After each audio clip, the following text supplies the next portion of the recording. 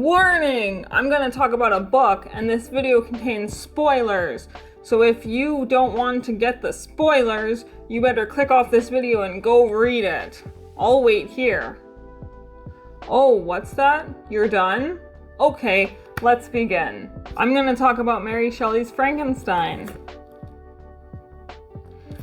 The alternate title for this book is The Modern Day Prometheus. Let me explain.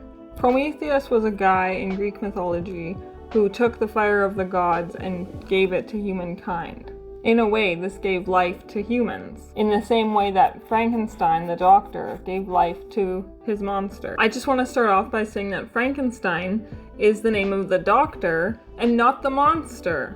His monster is only ever referred to as the monster or the creature and never actually gets a name. So Frankenstein and Frankenstein's monster. That's it. So while I enjoyed this story, I didn't actually enjoy the process of reading this book. There's a long portion of the book that is just the monster telling his story, and it's a long story, let me tell you. While it was interesting to hear what he was up to during that time of the book, it's just a lot to get through, so let's begin at the beginning.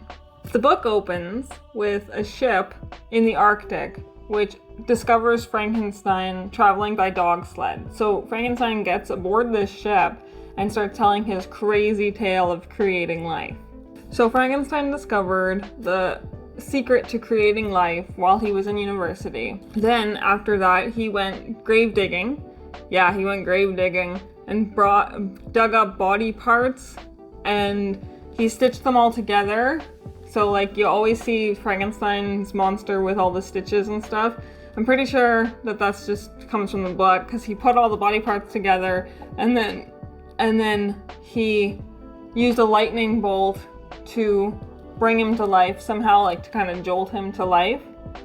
And that's how he created the monster. But then he gets freaked out by his actions and he runs away. When he comes back home, the monster's gone. Then the monster murders Frankenstein's brother, and somebody else is accused and executed for that crime, so the monster gets away with it. Frankenstein finds the monster, he kind of runs into him, and the monster explains that he killed Frankenstein's brother in order to get to Frankenstein.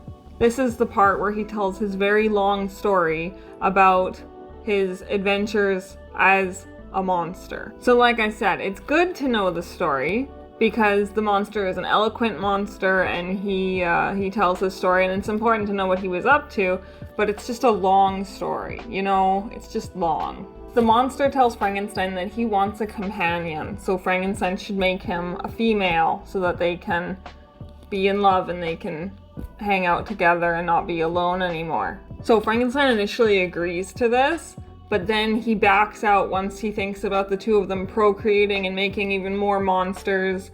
And so he freaks out about it and he tells the monster that he can't do it, and the monster swears revenge. So then the monster murders Frankenstein's best friend.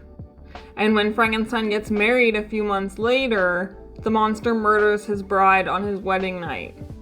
Because apparently murdering his best friend wasn't enough revenge. Frankenstein swears revenge on the monster, and apparently this book is just about swearing revenge on each other. And then Frankenstein tracks the monster to the Arctic, where he runs into the ship, which is at the beginning of the story. So we've come full circle now, and the rest of the story takes place on the ship. At this point, Frankenstein dies from like a fever or something, and then the monster actually finds the ship, finds Frankenstein on the ship, and then laments his death. Then the monster, after lamenting Frankenstein's death, he runs away into the Arctic to die on his own.